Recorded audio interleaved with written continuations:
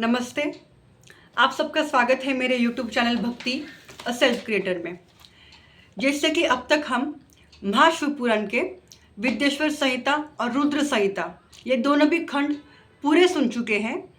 हम सती खंड के 1 से 14 तक के अध्याय देख चुके हैं। आज से हम 15 से 21 तक के अध्याय सुनने वाले हैं। जिन्होंने ये नहीं सुना है या जिन्हें हमारे हिस्टोरिकल स्टोरीज पसंद आती है वो मेरे चैनल को विज़िट करें और अगर चाहे तो ये महाशिवपुराण सुनने का भाग्य ज़रूर लें। आज हम महाशिवपुराण के सती खंड के 15 से 21 तक के अध्याय देखेंगे। जो 15वां अध्याय है इसमें वर्णन आता है कि नारद जी ब्रह्मा जी से पूछते हैं कि आप मुझे बताइए कि दक्ष प्रजापति के घर पे सती जी ने तो जन्म ले लिया, इसके आगे क्या हुआ। तो ब्रह्मा जी नारद जी से कहते हैं, तुम्हें याद है एक बार तुम और मैं दक्ष प्रजापति के घर गए थे और वहाँ पे जाने के बाद सती जो है अपने पिता दक्ष प्रजापति के गोदी में बैठी हुई थी। तब हमने उसे हंसते हुए पूछ लिया था, क्या तुम जगदीश्वर महादेव शिव की पत्नी बनना पसंद करोगी। तब तो वो छोटी थी, बाल्यावस्था में थी, वो कुछ ना कह सकी। फिर वो वहाँ से चली गई। फिर दक्ष प्रजापति ने तुम्हारी और मेरी पूजा की और हम वो पूजा स्वीकार करने के बाद वापस से अपने स्वयं स्थान पे आ गए।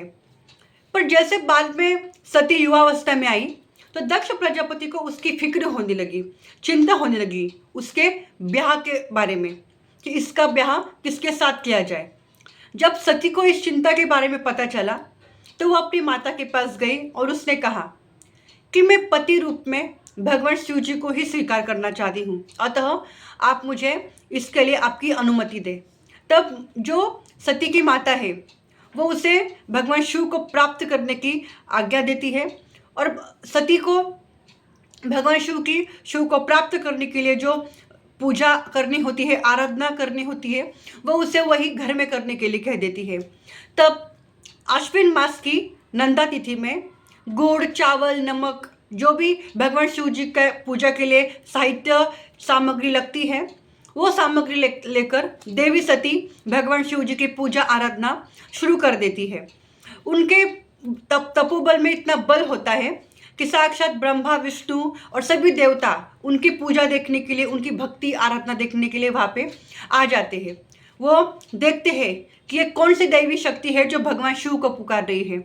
फिर ये देखने के बाद ब्रह्मा, विष्णु जी और सरस्वती के साथ ये सब जो है वो भगवान शिव जी के पास कैलाश पर्वत पर जाते हैं। यहाँ तक जो वर्णन हमने किया है वो द्वितीय सती खंड के 15वें अध्याय में आता है। अभी हम सुन रहे हैं सती खंड का 16वां अध्याय। इसमें आता है, इसमें ऐसा वर्णन आता है कि सती की ये कठोर आराधना देखकर सभी देवता, ब्रह्मा जी, विष्णु जी, सरस्वती, लक्ष्मी ये कैलाश पर्वत पर जाते हैं। वहाँ पे जाने के बाद वो भगवान शिव जी की स्तोत्रों द्वारा स्तुति करते हैं। वो सुनने के बाद शिव जी प्रसन्न होते हैं और अतः में उनसे पूछते हैं कि आपका यहाँ पे आने का प्रयोजन क्या है, आपके आगमन का कारण क्या है। तब जो ब्रह्मा जी है वो शिव जी से कहते हैं कि हम सब तो एक ही हैं, ब्रह्मा, विष्णु, शिव जी अलग तो नहीं हैं, पर हमारा जो कार्य है उस कार्य की वजह से हम तीनों में भेद बन गए हैं। मैं ब्रह्मा रचयिता हूँ, विष्णु जी पालन करता है और आप संहार करता है। हमारे कार्य भेद होने की वजह से हम तीनों अलग समझे जाते हैं, पर अंततः सत्य ये है कि हम तीनों भी एक ही हैं। आप तो परमात्मा है, आपको इस माया का पूरी तरह से ज्ञान है। आपने एक बार कहा था कि आप जब रूप में आएंगे, देह धारण करेंगे, रुद्र अवतार में आएंगे, तब आप पत्नी स्वीकार करेंगे, आप ब्याह करेंगे। अभी वो समय आ गया है कि आप विवाह करें, स्त्री ग्रहण करें। आपने जब ये ऐसा कहा था तो आप अपनी आज्ञा ये पूरी करें, ऐसा ब्रह्मा जी शिव जी से कहते हैं। तब शिव जी कहते हैं कि हे ब्रह्मा, हे विष्णु, अगर मेरे विवाह करने से संसार का कल्याण होता है तो मैं इसके लिए ना तो नहीं कहूँगा, पर फिर भी मैं एक विरक्त देव हूँ, मैं तपस्वी हूँ, एक प्रसिद्ध योगी हूँ, मुझे मेरा विवाह से क्या संबंध, संसार मेरे लिए नहीं है। तो इसके लिए ब्रह्मा जी शिव जी को कहते हैं कि आपको समाज के कल्याण के लिए, संसार के कल्याण के लिए ये करना होगा, क्योंकि आपका जब विवाह होगा तभी लोगों को ये पता चलेगा कि पति पत्नी का संबंध कैसा होना चाहिए। असीम प्रेम किसे कहते हैं, ये आपसे ही लोग, पृथ्वी के लोग सीखेंगे। इसलिए मैं आपसे अनुरोध करता हूँ कि आप स्त्री ग्रहण करें, आप विवाह करें। तो शिव जी कहते हैं, अगर मेरे विवाह करने से अगर समाज का कल्याण होता है, लोग अगर कुछ सीखते हैं, तो मैं सांसारिक बनने के लिए तैयार हूँ। पर आप मेरे लिए ऐसी पत्नी ढूंढें जो अगर मैं योगी हो तो मेरे साथ योगिनी बन जाए, अगर मैं कामासक्त हूँ तो कामिनी बन जाए, अगर मैं साधु हूँ तो वो भी साध्वी बन जाए। आप मेरे लिए ऐसी कोई अनुकूल स्त्री ढूंढें। इस पर ब्रह्मा जी उत्तर देते हैं भगवान शिव जी को कि मेरे पुत्र प्रजापति दक्ष के यहाँ पे देवी ने सती के रूप में अवतार ले लिया है और अभी वो आपको प्राप्त करने के लिए आराधना कर रही है। आप उसकी आराधना को सफल करें और उसे अपने पत्नी रूप में स्वीकारें। जब ब्रह्मा जी के द्वारा शिव जी ये सुनते हैं तो शिव जी उनसे कहते हैं कि आपने मुझसे जो कहा है वो मुझे स्वीकार है, मैं देवी सती के साथ विवाह ज़रूर करूँगा। अब तक हमने जो सुना वो द्वितीय सती खंड का 16वां अध्याय है। अभी हम शुरू कर रहे हैं 17वां अध्याय। 17वें अध्याय में वर्णन आता है कि जैसे कि देवी सती भोलेनाथ की आराधना कर रही है उन्हें पति रूप में प्राप्त करने के लिए। फिर जो महादेव है, ब्रह्मा जी विष्णु जी कैलाश पर्वत के उनके पास जाते हैं और उन्हें सती के आराधना के बारे में, तपस्या के बारे में बताते हैं। तो फिर भोलेनाथ महादेव सती से मिलने का ठान लेते हैं और फिर वो जाते हैं सती के पास जहाँ पे वो नंदा का व्रत कर रही होती है। महादेव को देखकर सती पहले तो लज्जा से भर जाती है। फिर महादेव जो है वो दक्ष पुत्री सती से कहते हैं कि हे दक्ष पुत्री, तुम्हें क्या वरदान चाहिए, ये तुम कहो, मैं तुम्हें वो वरदान देने आया हूँ।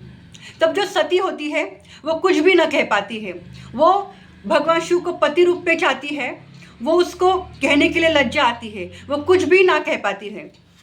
अंततः में सती भगवान शिव से कहती है कि आप मुझे जो देना योग्य समझे आप मुझे वही दे, मैं वही स्वीकार करूँगी। ऐसा सुनकर भगवान शिव जी प्रसन्न हो जाते हैं और वो सती से कहते हैं, तुम मेरी अर्धांगिनी बनो, यही मेरा वरदान है तुम्हारे लिए, मैं तुम्हारे साथ विवाह करूंगा। क्योंकि शिव जी पहले से ही जानते थे कि जो सती है उनका ये आराधना तपस्या करने का प्रयोजन क्या है।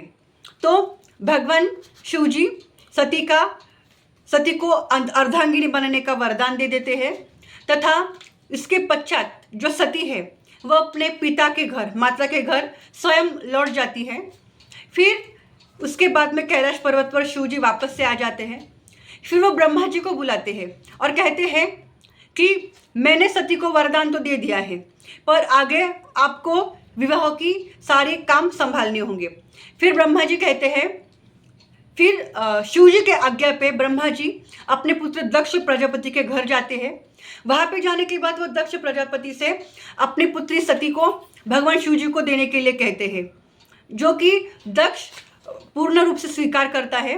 वो कहता है कि महादेव को मुझे अपनी पुत्री देने में कोई भी संकोच नहीं है, सिर्फ वो शुभ मुहूर्त में वो स्वयं यहाँ पे आए और एक अच्छे से मुहूर्त में मेरी पुत्री कन्यादान के रूप में लेकर जाए। ये उत्तर ब्रह्मा जी को दक्ष से मिलता है। फिर यहाँ तक हमने जो सुना वो सती खंड का 17वां अध्याय है। अभी हम सुन रहे हैं द्वितीय सती खंड का 18वां अध्याय। इसमें वर्णन आता है, नारद जी फिर ब्रह्मा जी से पूछते हैं कि आप दक्ष के पास जब गए सती के विवाह के बारे में बात करने के लिए, जब आप बात करके शिव जी के पास गए तो शिव जी ने आपको उसके बाद में आपको क्या पूछा? तब ब्रह्मा जी कहते हैं कि जब मैं कैलाश पर्वत पर शिव जी के पास में गया तब शिव जी ने मुझसे कहा, अब क्या तुम दक्ष के घर पे जाकर आए हो? उसने क्या तुम्हें उत्तर दिया है? तब ब्रह्मा जी कहते हैं, दक्ष ने कहा है कि अगर वो मेरी पुत्री सती को प्राप्त करना चाहते हैं तो वो स्वयं ही मेरे यहाँ पे आए और उसे अपने साथ ले जाए। फिर ये बात सुनकर शिव जी हंस पड़ते हैं और ब्रह्मा जी को आगे की तैयारी करने के लिए कहते हैं। फिर जो ब्रह्मा जी है वो अपने पुत्रों के साथ, मरीचि आदि के साथ प्रजापति दक्ष के घर पे जाने के लिए तैयार हो जाते हैं। शिव जी के गण तैयार हो जाते हैं। फिर विष्णु जी वहाँ पे आ जाते हैं, लक्ष्मी जी आ जाती है, ब्रह्मा सरस्वती के साथ शिव जी चल पड़ते हैं दक्ष प्रजापति के घर पे। जो वो दिन होता है जब शिव जी सती जी के घर के लिए जाते हैं, वो दिन होता है चैत्र शुक्ल त्रयोदशी, रविवार के दिन, फाल्गुनी नक्षत्र। इस मुहूर्त पे भगवान शिव जी चल पड़ते हैं दक्ष प्रजापति के घर की यात्रा करने के लिए। उस दिन चैत्र शुक्ल पक्ष होता है, त्रयोदशी होती है, वार रविवार होता है और दिन फाल्गुनी नक्षत्र का होता है। फिर वहाँ पे बहुत बड़ा उत्सव होता है, देवताओं शिव जी के गणों के साथ बड़ा उत्सव दक्ष प्रजापति के घर में होता है। वहाँ पे सबकी पूजा होती है दक्ष प्रजापति के द्वारा। दक्ष प्रजापति शिव जी का, उनके गणों का, अपने इतर भाइयों का स्वागत करते हैं और पूजा की बड़े अच्छे से तैयारियां करते हैं, कार्य करते हैं। और फिर उसी क्षण में, उसी मुहूर्त में दक्ष प्रजापति जो है वो अपनी पुत्री सती उमा का विवाह महादेव शिव जी के साथ कर देते हैं। शिव जी सती जी का पानी ग्रहण कर लेते हैं। तब बहुत बड़ा उत्सव होता है, नृत्य गान, सबको मुनि प्रसन्न रहते हैं, ऋषि प्रसन्न होते हैं। वहाँ पे बहुत अच्छा एक माहौल बन जाता है, प्रसंग बन जाता है। फिर अब तक हमने जो सुना वो है द्वितीय सती खंड का 18वां अध्याय। ब्रह्मा जी आगे कहते हैं कि दक्ष प्रजापति अपनी पुत्री सती को शिव जी को सौंप चुके होते हैं। फिर सब जब यह के कार्य जब समाप्त हो जाते हैं तो विष्णु जी, लक्ष्मी जी उनको प्रणाम करके अपने स्वस्थान चले जाते हैं। पर उसी समय अचानक से शिव जी की माया पूरे संसार को मोह लेती है। सब लोग मोहित, राक्षस, देवता, सभी जो प्राणी हैं वो शिव जी की माया से मोहित हो जाते हैं।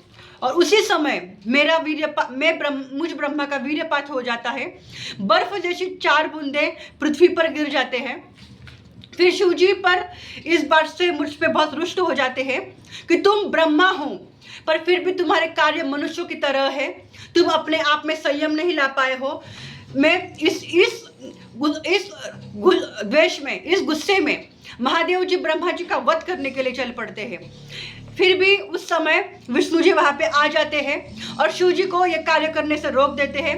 वो कहते हैं कि आप ब्रह्मा जी का वध ना करें, क्योंकि ब्रह्मा जी कोई आप अलग नहीं, आप ही है, आप ही से हम बने हैं। हमारा अंत करना मतलब आप स्वयं का ही है, क्योंकि हम कभी अलग है ही नहीं। आप ब्रह्मा जी को क्षमा करें। फिर भी महादेव जी कहते हैं कि नहीं, ये मेरी तरह नहीं है, ये हमसे अलग ही है, ये मनुष्यों की तरह रहता है, ये कुछ किसी भी समय पे कोई भी कार्य करता है। फिर विष्णु जी जो है शिव जी को बहुत समझा के उनका जो राग है वो शांत कर देते हैं। फिर इसके बाद में जब शिव जी महादेव शांत हो जाते हैं विष्णु जी के द्वारा समझाने के बाद, फिर वो शिव जी शांत हो जाते हैं और अपना गुस्सा त्याग देते हैं। फिर अब तक हमने जो सुना वो है द्वितीय सती खंड का 19वां अध्याय। अभी हम शुरू कर रहे हैं द्वितीय सती खंड का 20वां अध्याय। इसमें नारद जी ब्रह्मा जी से पूछते हैं कि इसके आगे क्या हुआ, समस्त पापों का नाश करने वाले शिव सती का चरित्र आप मुझे सुनाएं। तब ब्रह्मा जी कहते हैं कि ऐसे शुभ मुहूर्त में मेरा जो 4 बूंदे जो बर्फ की तरह 4 बूंदे वीर्यपात मेरा जो हुआ, उससे शिव जी मुझ पे बहुत क्रोधित हो गए थे। विष्णु जी ने बड़े अच्छाई से उन्हें शांत किया, वो शांत भी हो गए। फिर उसके बाद में जब शिव जी शांत हो गए तो वो मेरे पास में आए और मुझसे कहा कि अपने दोनों भी हाथ अपने सिर पर लगा लो। फिर सिर पर भी लगाने के बाद मुझे बहुत शर्म आई, लज्जा आई। फिर मैंने अपने महादेव जी से माफ़ी मांगी कि मुझे पाप नाशक कोई वरदान दे दीजिए, मुझसे गलती हो गई है, मेरे पापों का नाश कर दीजिए। यह सुनकर शिव जी कहते हैं, तुमने जो 2 हाथ अपने सिर पर लगाए हैं, अपने मस्तक पर लगाए हैं, ऐसा ही रूप लेकर अब तुम मेरी आराधना करो। और तुम हमेशा मनुष्यों की तरह ही बर्ताव करते हो, इसके वजह से तुम अब पूरे पृथ्वी पर विवरण करो, तुम पृथ्वी पर ही रहो। फिर ऐसा कहकर शिव जी कहते हैं कि तुम जब ऐसे दोनों हाथ मस्तक पर लेकर पृथ्वी पर विवरण करोगे तो तुम्हें रुद्रशिर नाम से प्रसिद्धि मिलेगी और तुम्हारे द्वारा समस्त ब्राह्मणों के काम, तेजस्वी ब्राह्मणों के कार्य सिद्ध होंगे। फिर शिव जी कहते हैं कि जो तुम्हारे वीर की 4 बूंदे पृथ्वी पर गिरी है, वो एक तेज प्रलय करने वाले बादलों में बदल जाएगी। जब बादलों द्वारा इस पृथ्वी पर प्रलय होगा तो तुम्हारी वही 4 बूंदे मेघ बनकर इस पृथ्वी पर गरजेंगी और प्रलय करेगी। उन 4 बादलों के नाम है समवर्त, आवर्तक, पुष्कर और द्रोण। इतना कहकर आगे महादेव जी ब्रह्मा जी से कहते हैं कि आपने मेरी शादी, आपने मेरे विवाह भी बहुत अच्छे से कराया है, इसलिए मैं आपको आज से आचार्य की पदवी भी प्रदान करता हूँ। आज से आप आचार्य भी हैं और आचार्यों को दक्षिणा देनी होती है। तो आप कहिए कि आपको मुझसे क्या दक्षिणा चाहिए। तो ब्रह्मा जी कहते हैं कि मेरे पास जो वेद है, आप उस वेद में सती जी के साथ हमेशा के लिए समाहित हो जाइए, क्योंकि आपका और सती जी का चरित्र है वो लोक हितार्थ चरित्र है। आप मेरे वेदों में लोक हितार्थ के लिए समा जाइए। यह बात सुनकर महादेव जी कहते हैं, तथास्तु, आप जैसा कहते हैं वैसा ही होगा। मैं और सती आपके वेदों में समावेश कर लेंगे, हम वहीं पे रहेंगे। ऐसा सुनकर जो ब्रह्मा जी हैं वो शिव जी को नमस्कार करते हैं और जो शंकर जी है वो सभी देवताओं को लेकर, सती जी को लेकर अपने कैलाश पर्वत पर जाते हैं। वहाँ पे जाने के बाद वो सभी देवता, विष्णु जी, ब्रह्मा जी, जो आदि गण हैं, सबको समारोह देते हैं। समारोह देने के बाद सब अपने अपने स्थान पर चल पड़ते हैं। और फिर यहाँ पे ऐसा वर्णन आता है कि जो इस अध्याय को सुनता है या पढ़ता है, उसके अगर कोई पुरुष या स्त्री इस कथा को सुनता है या पढ़ता है या शादी के पूर्व यज्ञ करने से पहले भी अगर ये सुनता है, तो उसके विवाहिक कार्य में जो भी बाधाएं आनी होती है वो दूर हो जाएंगी। उनका विवाह निर्विघ्न पार पड़ेगा। उनके जीवन में किसी भी तरह की कोई भी समस्या वैवाहिक नहीं होगी। और जो कन्याएं इस कथा को सुनेगी, उसका घर सुख सौभाग्य से पूर्ण होगा। शील आचार गुणों से युक्त साध्वी अथवा वो स्त्री पतिव्रता होगी। ऐसा शिव जी यहाँ पे वर्णन करते हैं। अभी हम जो अध्याय सुन रहे हैं वो द्वितीय सतीखंड का 21वां अध्याय है, जिसमें शिव और सती जी का विहार वर्णन आ गया है। यानी कि जब शिव जी सब सती संग जब कैलाश पर्वत पर आते हैं और उनके साथ जब आदि गण, सब देवता, ब्रह्मा, विष्णु जी भी आते हैं, जब सबका समारोह हो जाता है, सब अपने अपने स्थान पर चले जाते हैं, तो कुछ दिनों के लिए शिव और सती विहार करते हैं। जो गण कैलाश पर्वत पर शिव जी के साथ रहते हैं, माता सती उन्हें कुछ दिन समय के लिए वहाँ से दूर जाकर रहने की आज्ञा करती है। शिव जी अपने गणों से कहते हैं कि जब मैं आपको बुलाऊं तभी आप यहाँ पे प्रस्तुत हो। फिर ऐसा करके माता सती और शिव जी के 25 वर्ष समाप्त हो जाते हैं। भगवान शिव जी और सती जी जो है वो एक दूसरे के साथ कैलाश पर्वत पर एक दूसरे को समझते हुए, एक दूसरे के साथ विहार करते हुए अपने जीवन के 25 वर्ष एक साथ जीते हैं। ऐसा वर्णन यहाँ पे द्वितीय सतीखंड के 21वें अध्याय में किया गया है। आज हमने द्वितीय सतीखंड के 15 से 21 तक के अध्याय सुन लिए हैं। आगे के अध्याय अगर आप सुनना पसंद करेंगे या आपको शिव पुराण के हमारे हिस्टोरिकल स्टोरीज अच्छी लगती होगी, तो आप मेरे चैनल पे ज़रूर विजिट कीजिए और सुने हमारा हिस्टोरिकल ग्रंथ जिसका नाम है शिव महापुराण।